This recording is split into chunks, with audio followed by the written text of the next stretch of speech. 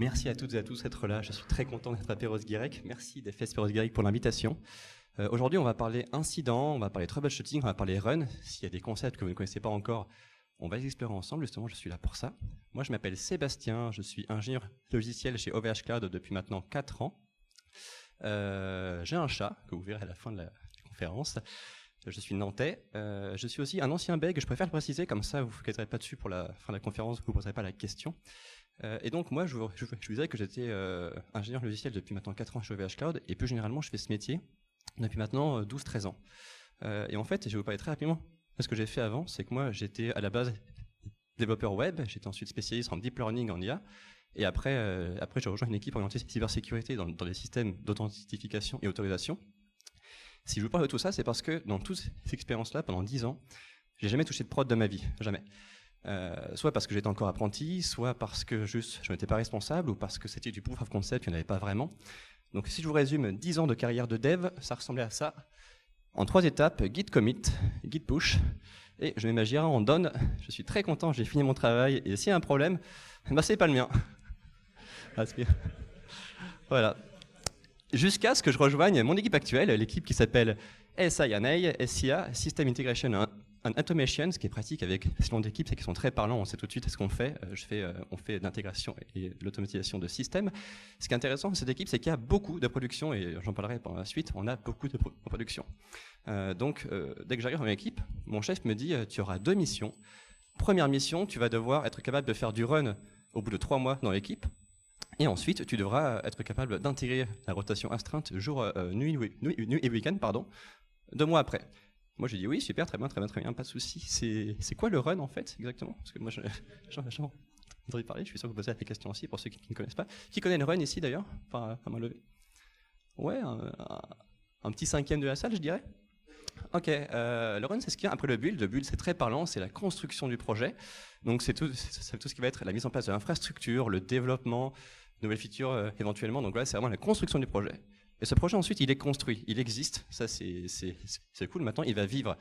Et c'est cette vie du projet qu'on appelle le run. Et donc, le run, ça va être vraiment tout ce qui est maintenance, opération, gestion d'incidents. On est pour parler de ça. Et donc, en fait, le run, je fais partie des gens qui aiment bien appeler ça l'astreinte de jour. Parce que finalement, c'est comme l'astreinte de nuit, sauf que c'est 2 jours. Et que, contrairement à l'astreinte de nuit, ça prend tout niveau de priorité. Les niveaux de priorité, on va en parler aussi. Et ça fonctionne par rotation généralement, donc ça dépend des équipes vraiment. Nous, on fait ça, on tourne toutes les semaines, donc voilà, 1 semaine sur 5, je suis de run. Et donc, à quoi ça correspond être de run? On va en parler. J'arrive donc dans cette équipe et je suis tout confiant. Je me suis dit, bon, ça va, j'ai quand même travaillé un peu avant. J'ai pas fait d'ops encore, mais je suis quand même dev, donc voilà, c'est un peu comme ça fonctionne les projets. Et mon chef me dit, je te préviens, on a une difficulté dans notre équipe, c'est qu'il faut être capable de travailler sur plusieurs projets en même temps. Moi, je lui ai dit, écoute, pas de souci, j'ai déjà travaillé sur plusieurs projets en même temps, ça m'est déjà arrivé de travailler sur 2-3 projets en même temps. Je sais être polyvalent. Il y en a combien chez vous? 3, 4?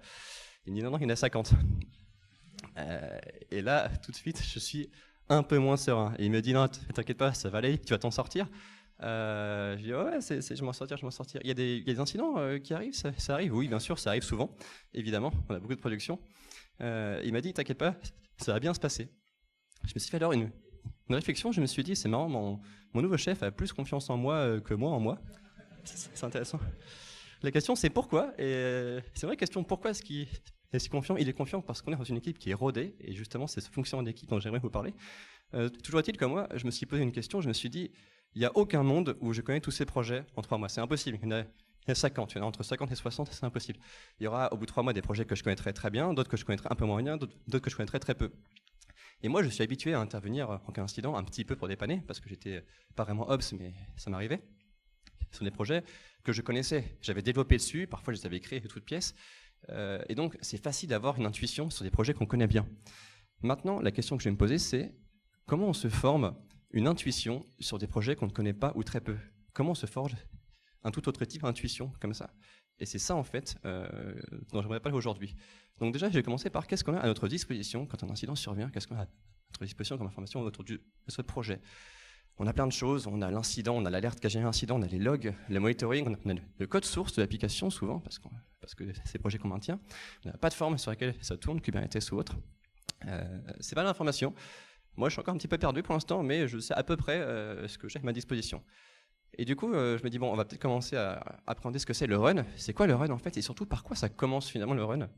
Le run, ça commence comme toute bonne journée, ça commence le matin. Le matin, on fait ce qu'on appelle un morning check. Alors ça, c'est une pratique dans notre équipe, c'est une pratique qui est très courante et répandue en run, qui est très pratique. Ça permet d'avoir une vue globale sur tout ce qu'on fait. Donc l'idée, c'est d'avoir un monitoring, un peu comme un Grafana ou autre.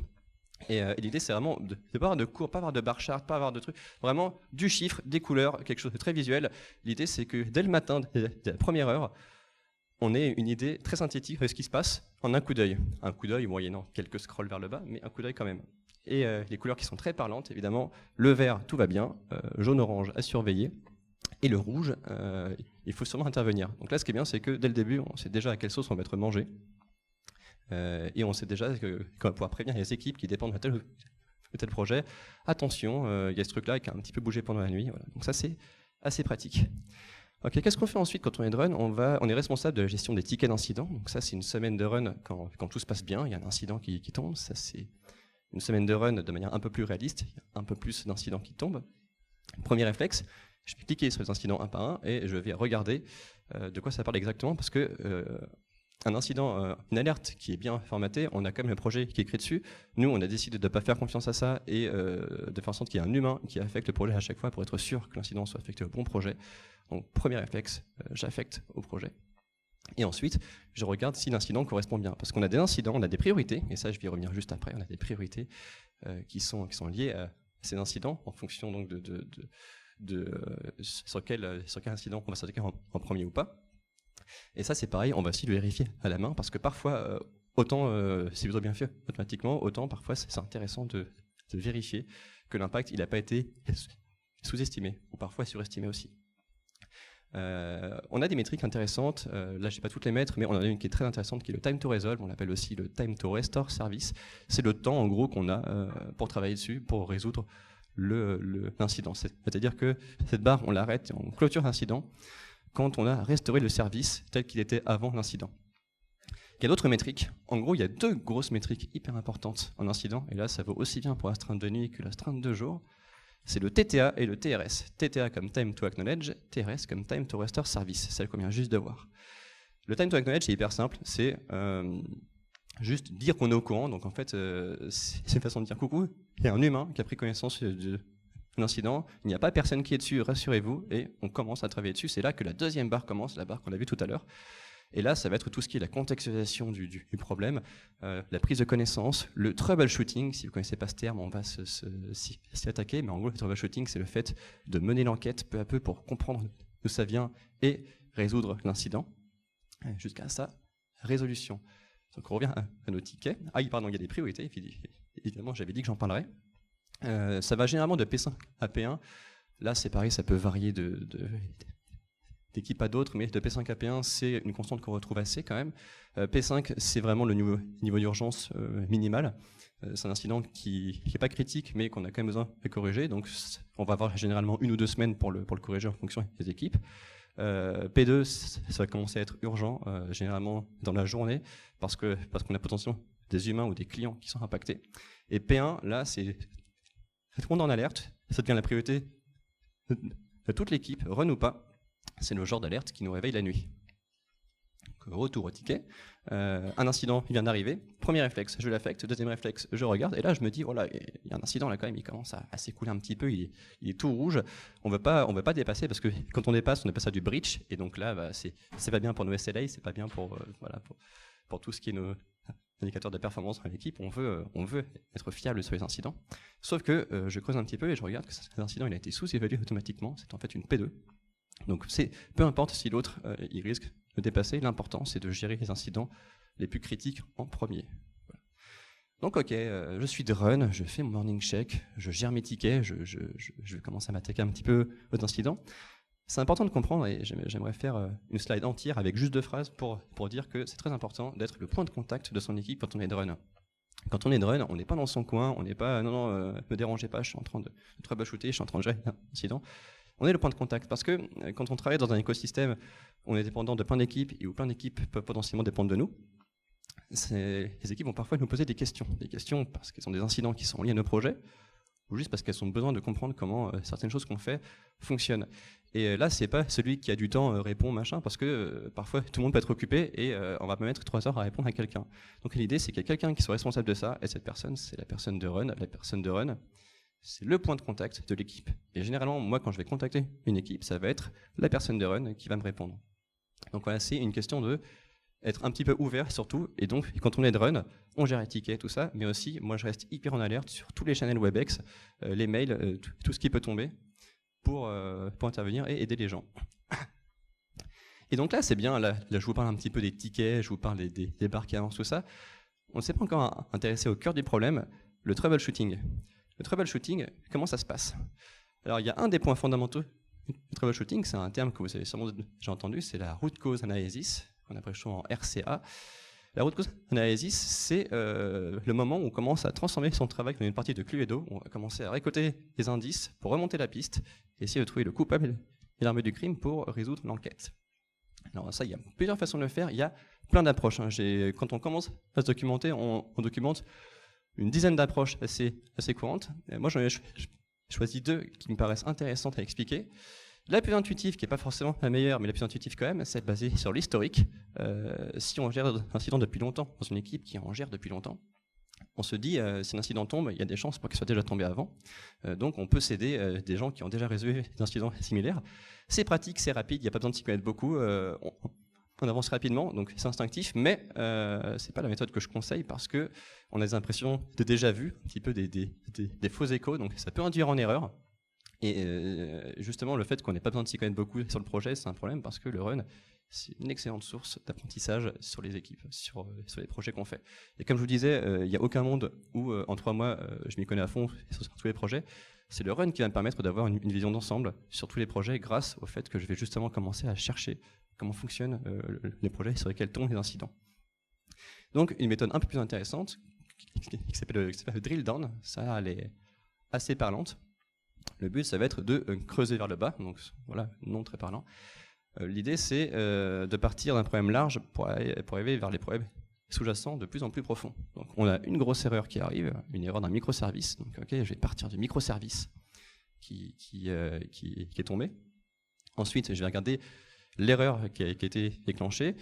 Cette erreur a été déclenchée par une autre erreur, qui a été déclenchée par une autre erreur, et finalement, c'est un appel vers une base de données ou un appel vers un endpoint API. Voilà. Et donc, en fait, on va remonter la piste comme ça pour essayer d'avoir quelle est l'erreur qui est au cœur du problème. Cette erreur-là, elle est pas mal parce que c'est une approche Cette approche, pardon, elle est pas mal parce que c'est une approche qui est très rigoureuse. C'est une des meilleures approches aussi pour comprendre vraiment comment fonctionne un projet quand on ne connaît pas encore très bien.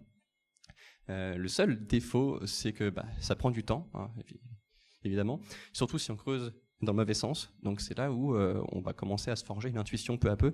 Parfois ça arrive de se tromper, mais c'est en faisant ça de plus en plus qu'on commence à avoir une intuition sur comment on creuse d'erreur en erreur.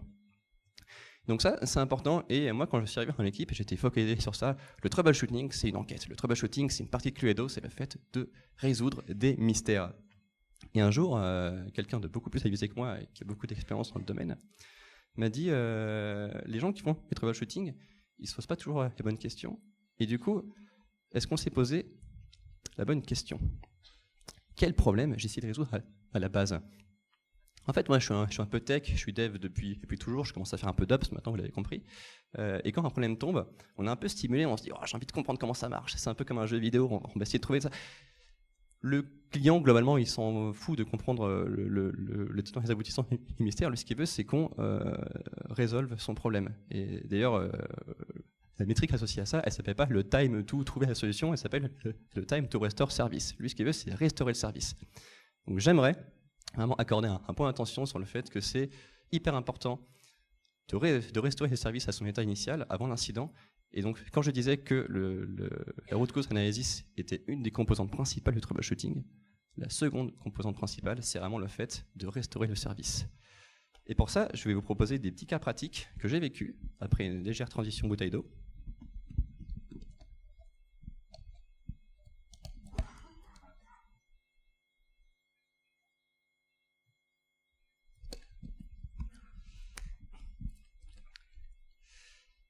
Des cas pratiques donc que j'ai vécus. Et là, on va partir un petit peu sur de l'astreinte de nuit, parce que c'est intéressant. Il n'y a pas de meilleurs terrains qu'en astreinte de nuit pour comprendre à quel moment on doit être réactif et surtout à quel point la priorité c'est de restaurer le service. Il est 3 heures du mat, le site web est devenu d'un coup très lent, donc le site web ou un service est devenu très lent, en l'occurrence c'est un site web qui est devenu très lent. Je comprends pas trop ce qui se passe, je suis pas très réveillé, c'était mon premier réveil de nuit en plus. Moi je vois que c'est un site dont le back-end est load balancé sur 3 pods. Donc voilà, le balancing qui répartit les requêtes. Ce que je vais remarquer très rapidement, c'est qu'on a plein d'erreurs qui sont arrivées d'un coup, qui correspondent à l'heure où je me suis fait réveiller, à l'heure à laquelle l'incident est arrivé, à l'heure à laquelle l'alerte a sonné. Je vois qu'on a encore les 200, ça c'est très important parce que justement on ne se focalise pas que sur les erreurs, on prend un peu de recul et on voit que le système il tourne encore, il fonctionne juste pas tout le temps, donc d'où l'erreur site web lent et pas site web par terre. Là on a la latence qui elle par contre a explosé, toute la lenteur, et on a pas mal d'erreurs de log qui disent erreur 500, erreur 500, erreur 500, donc on a plein d'erreurs qui correspondent effectivement aux métriques. Donc là déjà premier réflexe, on regarde le monitoring, ça permet d'avoir une idée assez globale, ça permet aussi d'évaluer l'étendue de l'impact. Et les logs, pour essayer d'avoir un peu plus de détails, et là les détails que j'ai, c'est pas beaucoup plus, mais au moins ça confirme les erreurs 500. Moi ce que je remarque par contre en regardant les logs, c'est que je vois instance B, instance C, je vois jamais instance A, alors que je sais qu'il y a 3 instances sur lesquelles ça va balancer, on a 3 carrés ici. Je vais essayer de me connecter à la main dessus pour essayer de comprendre ce qui se passe, évaluer, regarder un petit peu l'utilisation des ressources sur ces machines. Et je vois qu'il y en a 2 qui sont pas très bien. Elles sont pas pétées, elles sont pas par terre, parce que sinon le balancer il se serait mis automatiquement que sur la première instance, mais on a 2 instances qui sont par terre. Pour être un peu plus concret, en gros, j'arrivais à peine à me connecter dessus. Quand je faisais des SSH, ça mettait hyper longtemps à se connecter, j'arrivais plus à faire de commandes, et je comprenais pas trop ce qui se passait. Et là, c'est pas un projet sur lequel je pouvais reboot facilement les machines, et j'ai compris qu'il y avait une espèce d'installation sous-jacente à ces machines qui faisait que ça allait être un peu compliqué. Donc j'ai compris assez rapidement que je n'allais pas être en mesure de corriger les problèmes là maintenant tout de suite. Par contre, j'ai été réveillé, il faut que je fasse quelque chose, il faut que le client restaure le service. Donc là, ma priorité, ça va plus être de comment je résous l'enquête, ma priorité, ça va être de comment je restaure le service en attendant de résoudre l'enquête demain en équipe. Moi, ce que je vois du coup, c'est que je vois que le bouncer, il continue à envoyer des requêtes vers des machines pétées. Je me dis, tiens, qu'est-ce qui se passe si je coupe la liaison vers les 2 machines pétées et que je mets tout le trafic sur la machine qui fonctionne bien? Je me doute bien que le bouncer, il n'est pas là pour décorer, hein, donc je fais comme attention. Je vois que les métriques font beaucoup mieux, je vois qu'il n'y a plus d'erreurs. Je vois qu'on a une latence qui reste assez élevée, ce qui est assez logique, mais on n'a plus d'erreurs. Je reste en surveillance une bonne heure comme ça, et je vois que le site web, il tient. Et je me dis, bon, bah, mon service, il tient sur une patte, mais il tient. Donc, je vais me recoucher. Le client, lui, il est content. Et on va résoudre tout ça ensemble en équipe le lendemain. Et le lendemain, finalement, en équipe, tous bien réveillés. Ça nous a pas pris si longtemps que ça pour trouver l'origine du problème. On l'a corrigé et tout s'est bien passé dans le meilleur des mondes. J'adore les happy end. Deuxième cas pratique. Et là, très original, un service très lent. Encore. Là, on a 2 pics d'erreur 500, plutôt 2 plateaux d'erreur 500. On voit qu'il y en a un qui est plus petit que l'autre. En fait, moi, ce que je me dis, c'est qu'il y en a un qui était suffisamment petit pour ne pas déclencher l'alerte, l'autre qui était un peu plus grand et pile assez grand pour déclencher l'alerte. Une alerte donc basée sur le taux d'erreur 500. Ok, qu'est-ce qui se passe ? Je regarde les logs et je vois database connection failed. Ok, j'ai un peu plus d'idée de ce qui se passe. Mon problème, c'est database connection failed apparemment. J'en déduis alors qu'il y a un problème de connexion à ma base de données. Et ça, je le sais parce que je suis bilingue anglais, ce qui est très pratique quand on travaille dans l'informatique. Et ce qui est intéressant surtout, c'est que ça me donne l'idée de chercher où chercher mon monito. Parce que mon monito, on a plein de dashboards dans tous les sens. C'est intéressant de savoir où creuser le plus vite possible. Et là, je me dis, je vais regarder le monitoring de la base de données et je vois qu'il y a 2 gros pics de connexion très inhabituels qui correspondent pile aux erreurs. Donc, on a des erreurs 500 au moment des pics de connexion.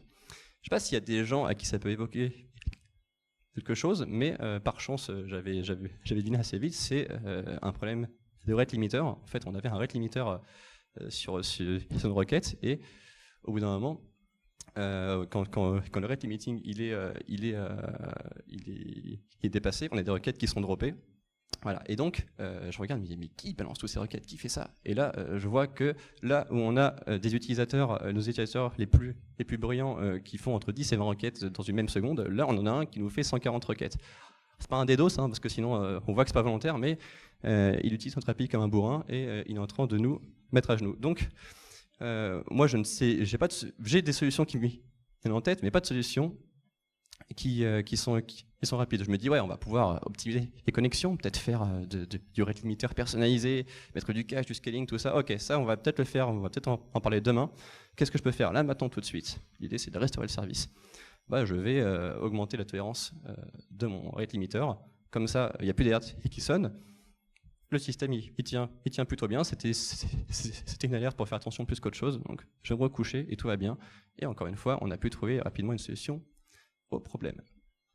J'aimerais maintenant parler d'un troisième et dernier cas pratique, un cas pratique où on va cette fois-ci se réveiller et parler un petit peu du run de jour, parce que là c'est pas quelque chose qui est critique, c'est pas du tout un incident grave, mais je vous en parle pour deux raisons, parce que c'est l'un des tout premiers incidents que j'ai géré pour mon équipe, donc déjà il y a un petit côté émotionnel, et l'autre c'est que c'est le premier incident qui m'a fait réaliser que parfois j'étais trop focus sur un problème et que c'est important de prendre du recul et sortir un peu du cadre. Ok, j'ai un incident qui tombe, première chose que je fais, je acknowledge, donc je prends connaissance, je vois que l'erreur c'est operation failed, donc une opération qui a raté, je suis toujours bilingue. Quand est-ce que ça s'est passé? Je sais grâce à l'alerte, j'évalue le problème avec le monitoring, et je commence à regarder les logs qui correspondent à l'erreur, et qui me donnent un peu plus d'infos, ils me disent operation failed, pendant que j'ai essayé de créer un utilisateur. Ok, donc là je regarde rapidement, effectivement, nous on fait beaucoup de services synchronisation, interconnexion, typiquement on va prendre une donnée d'un côté et la pousser dans l'autre, et là visiblement c'est quand on la pousse quelque part, ça ne peut pas créer des utilisateurs. Dans les logs, ça j'y reviendrai un petit peu après, on a des champs, souvent c'est une façon très pratique de lire les logs joliment. Je regarde l'opération qui est liée à ça, ça correspond au message create user, donc premier réflexe c'est de me dire que l'opération create user ne marche plus, on ne peut plus créer d'utilisateur via ce microservice. Ce qui est évidemment un jugement très hâtif et un peu naïf, mais là je venais d'arriver dans l'équipe. Ce qui est important, c'est vraiment, le premier réflexe aussi, c'est de prendre du recul et de regarder les autres logs. Là, j'avais mis un filtre sur l'erreur. On va un petit peu retirer ce filtre et regarder ce qui se passe. Et là, je vois qu'il y a des messages qui sont en success, qui correspondent à la même opération. C'est hyper intéressant ça, parce que ça veut dire que notre erreur, elle existe, elle est là, mais qu'elle n'est pas forcément liée à l'opération. L'opération create user, on ne peut pas dire qu'elle ne marche pas, puisqu'elle fonctionne parfois. Donc pourquoi est-ce que ça ne marche pas? Et là, j'ai un collègue qui m'a dit, regarde, tu as plein de champs, est-ce que tu as pensé à garder le champ qui s'appelle pod ID? Encore une fois, ça, tous nos services sont load balancés sur des pods, généralement des pods Kubernetes. Et là, on voit que c'est toujours le même. Il me dit, nous, on est constamment load balancés sur d'autres machines, ça c'est un microservice qui est load balancé sur 2 pods. Pourquoi d'après toi, il n'y a qu'un seul pod qui répond? C'est un peu bizarre. Je me dis, tiens, est-ce que j'irais pas me connecter directement sur le serveur Kubernetes? Je regarde et je vois qu'il y a un pod par terre. C'était ça, en fait, le problème. On avait un pod par terre, donc tout était redirigé sur un même pod qui n'avait pas assez de ressources pour tout gérer. Et donc, on avait des requêtes qui droppaient et l'erreur n'était pas liée spécifiquement au create user. C'est juste qu'à ce moment-là, c'était un moment où on faisait particulièrement des créations d'utilisateurs. Le problème, il était lié à un pod qui était par terre. Pourquoi ça? C'est pareil, on l'a trouvé un peu plus tard, mais surtout, ce qui était intéressant, c'est de comprendre la cause de l'incident qui était un pod tombé. Je le relève, l'incident a été corrigé. Donc, en conclusion sur le troubleshooting, je dirais que ce qui est important, c'est de prendre un peu ce recul-là, se poser les bonnes questions, scoper un peu le problème, dire ok, il y a un problème, qu'est-ce que c'est? Qui, quoi, comment? Alors, qui? Ok. Qu'est-ce qui a pété? Ça a pété, ok. Ça a pété quand? Ça a pété pour tout le monde? Ça marche pas pour tout le monde ou ça marche pas que pour certaines personnes? Est-ce que ça marche vraiment pas? Est-ce qu'on peut reproduire facilement les erreurs? Et ensuite, et surtout quand on est après une astreinte de nuit, on va essayer de rassembler au maximum les informations pour les documenter.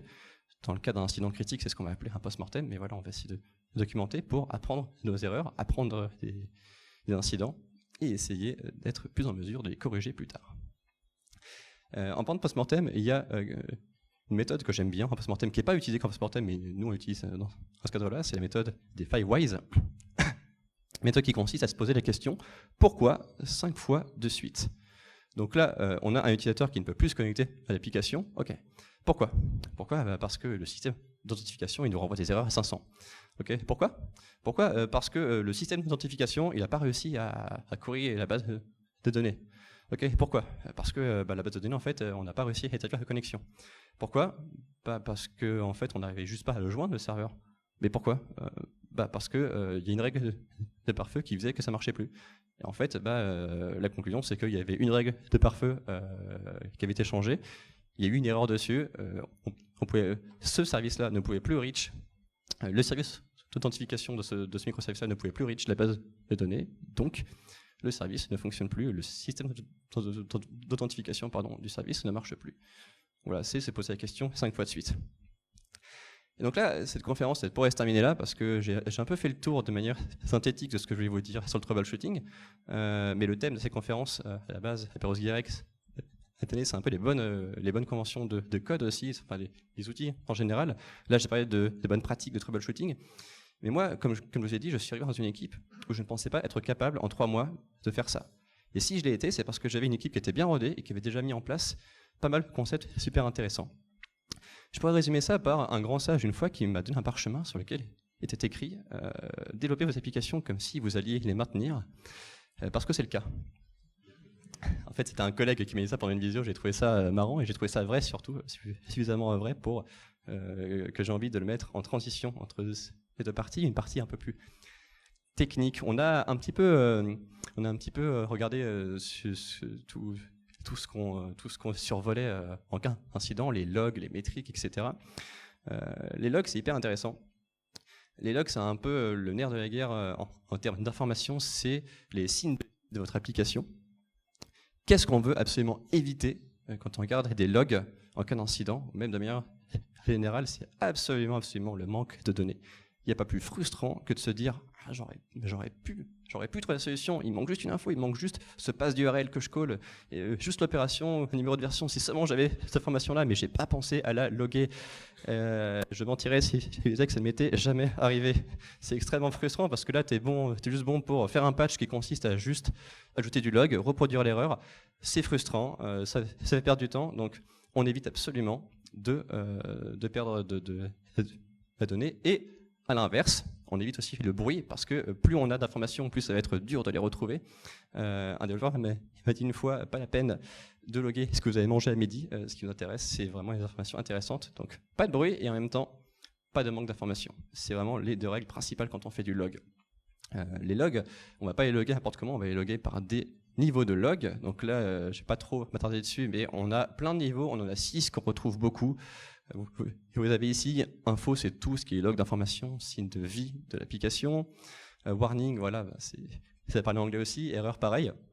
Et ça va généralement être généré par des couleurs, donc c'est ce qui va nous permettre un petit peu de filtrer les logs en fonction de ce qu'on veut voir.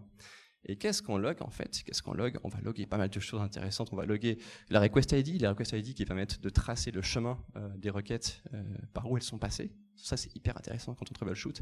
Les passes qu'on call, les méthodes HTTP, etc. Donc là, vous avez pas mal de trucs. Je peux pas être exhaustif, évidemment, mais il y a pas mal de choses. Et on retrouve d'ailleurs à la fin l'opération, la fameuse opération que je vous montrais tout à l'heure. Et ça, où est-ce qu'on les log en fait? Est-ce qu'on les log directement dans le message de log? À quoi ça ressemble en fait un message de log d'un point de vue programmation? Et là, attention, je suis désolé, je vais faire quelque chose d'interdit en conférence. Je vais montrer du code. Désolé, je vais montrer du code, mais il n'y en a pas beaucoup. C'est du code Go, donc pour ceux qui ne connaissent pas, le Go, ça ressemble à ça. C'est une syntaxe qui est assez classique, assez proche du C finalement. Et là, ce que je fais, c'est que je décode un body pour le mettre dans un objet. Il n'y a pas d'objet en Go, mais vous avez compris, c'est une structure.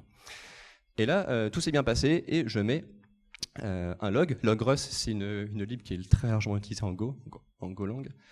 Utilisateur, là, c'est le formatage, vous connaissez sûrement aussi, ça va générer ce genre de message. L'utilisateur Alice ID42 a été processé avec succès, pareil pour Bob. Donc voilà. Là, ce qui est bien, c'est que l'information, on l'a, mais je pense que assez rapidement, on peut voir les limites de ça. C'est que maintenant, imaginez que vous avez des centaines de milliers de logs qui ressemblent à ça. Comment on fait pour retrouver un log qui nous intéresse? Moi, mon chef me dit attends, est-ce que tu peux vérifier que Bob il a bien été processé? Utilisateur 42, ok, qu'est-ce que je fais? Je fais une regex. Personne ne veut faire des regex quand on cherche des logs. Déjà que pas grand monde veut faire des regex tout court. Et surtout, en plus, on ne sait même pas si le voisin il a formaté pareil, si le voisin il a mis l'ID à gauche et l'utilisateur à droite. Donc, on aimerait quelque chose d'un petit peu plus uniformisé. une des très bonnes pratiques en gestion de log, c'est d'utiliser ce qu'on appelle des champs. Et les champs, justement, que je vous montrais quand on troubleshootait, en fait, ils sont paramétrés comme ça. Et donc là, on a un message qui est extrêmement synthétique. On a user processing success. On a juste ce que ça faisait à ce moment-là. Et on a le contexte de ce log qui est dans les champs. Donc, user ID, etc. Et donc, nos messages de log, ils vont tous être les mêmes et ça va ressembler à ça. Et donc là, on a nos champs et on peut facilement rechercher, parce que ça tombe bien, il existe des systèmes de query pour ça c'est une requête Lucene, et c'est très pratique pour faire des recherches dans des grosses masses de logs telles qu'on les fait sur Elasticsearch.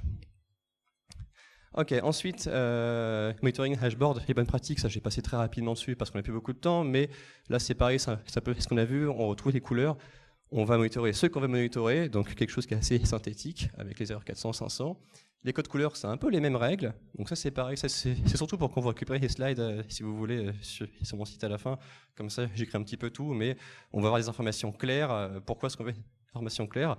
On les veut pour pouvoir faire de suivi de performance, pour pouvoir facilement partager les informations. Donc en fait, le but c'est d'être efficace aussi bien en communication qu'en troubleshooting. Et qu'est-ce qu'on veut loguer, qu'est-ce qu'on veut monitorer, pardon. On a plein de catégories, hein, donc tout ce qui est lié à l'application, les performances, la disponibilité. C'est pareil, je ne suis pas exhaustif, mais c'est un peu les composants fondamentaux. Et globalement, qu'est-ce qu'on veut monitorer? On veut monitorer tout ce qui va déclencher une alerte, ce qui nous fait une magnifique transition vers notre dernière partie sur les alertes. Est-ce que ce sont les alertes qui nous réveillent? Ce sont les alertes qui déclenchent les incidents qu'on va corriger quand on est de run. Il y a plein de manières de déclencher les alertes, principalement 3, qui sont les logs. Je n'ai pas trop m'attarder dessus, donc là je les mets juste en gras pour faire joli, mais en vrai il y a des règles qu'on peut définir du genre, si je reçois le message error 500 5 fois de suite dans la même minute, je vais déclencher une alerte. Ça marche, on le fait et c'est pratique quand on n'a pas autre chose. Mais on peut faire une chose assez similaire en mieux avec le monitoring, parce que le monitoring c'est basé sur des métriques, donc là on peut faire des règles un peu plus sympas. Typiquement avec Prometheus, on a l'Alert Manager de Prometheus qui propose de faire des règles. Ça peut être assez long et complexe à écrire, mais ça peut être aussi très simple comme ici. Là je vais mettre un petit peu en surbrillance ce qui nous intéresse. Le nerf de la guerre ici ça va être l'expression, donc là l'expression rate le nom de la métrique, le label. Là en gros on est juste en train de dire, tu déclenches une alerte s'il y a plus de 5% des requêtes qui ont raté en erreur 500 dans les 5 dernières minutes, et si cette erreur dure plus de 2 minutes. Donc, tout simplement, on a une condition voilà, qu'on définit comme ça par expression, et la durée au bout de laquelle on la déclenche. Et après, qu'est-ce qu'on affiche comme alerte? Ça, c'est ce qui va arriver chez nous. On a le summary, voilà, au taux d'erreur 500, et une description qui correspond exactement à ce que je viens de vous dire. Et autre truc intéressant, c'est la sévérité. C'est un incident critique, je l'ai décidé. Et c'est typiquement ce genre de sévérité qu'on va pouvoir mapper à des niveaux de priorité, comme les niveaux qu'on a vus de P5 à P1.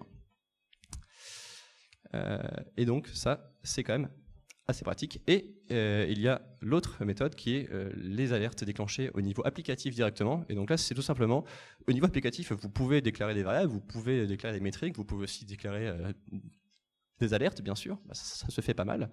Et donc là, c'est pareil, un petit truc. Là. Donc là, c'est en Go, on va souvent retourner plusieurs valeurs, généralement 2, l'objet qu'on voulait retourner, la structure, hein, et l'erreur, s'il y en a une. Là, je vais fetcher un utilisateur dans une base à données, donc getUser, et en cas d'erreur, je renvoie un utilisateur vide, c'est comme ça qu'on fait en Go, ça pourrait être nul si c'était un pointeur, mais là c'est un objet vide, et l'erreur, parce qu'apparemment, il y en a une. Et si je renvoie ça, s'il renvoie ça, ça va envoyer une erreur record not found. Vous remarquerez que cette chaîne-là, elle est écrite nulle part dans mon code. C'est parce que c'est pas une erreur qui est à moi, c'est une erreur qui est au driver de la base de données. Ce qui est embêtant avec ça, c'est que du coup, moi quand je vais regarder les logs, je vais voir record not found partout, et je vais pas savoir où est-ce que ça s'est déclenché dans mon code. Et donc l'idée, c'est de faire ce qu'on appelle de l'error wrapping et de dire ok, je retourne pas l'erreur native, je retourne ma propre erreur qui contient l'erreur native en ajoutant une petite information en plus. Et donc là, je sais que le record not found de base de données, il a eu lieu pendant que j'étais en train de fetcher mes utilisateurs. Et du coup, on peut avoir des erreurs assez complètes comme ça, qui décrivent assez explicitement ce qu'on fait. Et ça, c'est cool. Et je terminerai sur les dernières bonnes pratiques qui sont très importantes, c'est l'amélioration continue. Le meilleur moyen de ne pas avoir d'erreur, il vaut mieux prévenir que guérir, c'est de faire de l'amélioration continue, qu'on appelle aussi le lean. Ça permet de limiter la dette technique et d'être un peu plus propre. Quasiment fini. Et donc, utilisez un archétype. Si vous savez que vous allez tout le temps faire la même chose, vous connectez au même microservice, vous connectez au même pipeline CI/CD, vous pouvez faire un cœur que vous allez réutiliser partout. Et n'hésitez pas, dans la même veine, à utiliser des common packages que vous pouvez développer vous-même. Nous, on en a un qu'on a appelé common package parce qu'on est très originaux. Et donc, si vous savez que vous allez utiliser des loggers, des alerteurs partout, eh bien, vous pouvez très bien faire vos propres améliorations. Et vos propres améliorations, si vous voulez que tous vos projets en bénéficient, au lieu de les développer au sein de vos projets, développez-les au sein d'un package commun dont vous allez pouvoir dépendre sur tous vos projets. Comme ça, vous n'aurez plus qu'à tirer la dépendance sur tous vos projets et ça fonctionnera très bien. Et si je devais donner un tout dernier conseil sur comment faire du code joli et bien, c'est utiliser un linter. Un linter, il faudrait une conférence entière pour vous en parler et ça tombe bien, elle existe. Je l'ai présentée cette année à GopherCamp à Brno, en République tchèque, avec un collègue. Et donc ça, en très résumé, c'est un outil d'analyse syntaxique de code pour prévenir les erreurs avant qu'elles arrivent et avoir un code globalement mieux formaté et tout suivre la même convention. Donc n'hésitez pas si vous voulez voir ça. Quelques sources sur le run et le troubleshooting, sur les bonnes pratiques. Les dessins de bonhomme que vous avez vus ont été faits par un humain, c'est une amie illustratrice à Nantes, donc merci à elle, vous avez son Instagram ici. Et enfin, je vous ai parlé de mon chat au début, c'est elle s'appelle Kimi, elle est adorable, elle porte le nom de mon blog, donc si vous avez aimé ma conférence et ma façon de la raconter, n'hésitez pas à checker, il y a 2 articles dessus qui parlent de ce sujet-là, un sur le run et un sur les bonnes pratiques de code. Je vous remercie pour votre écoute. Merci beaucoup. On a le temps pour des questions. Est-ce qu'il y a des questions dans la salle ?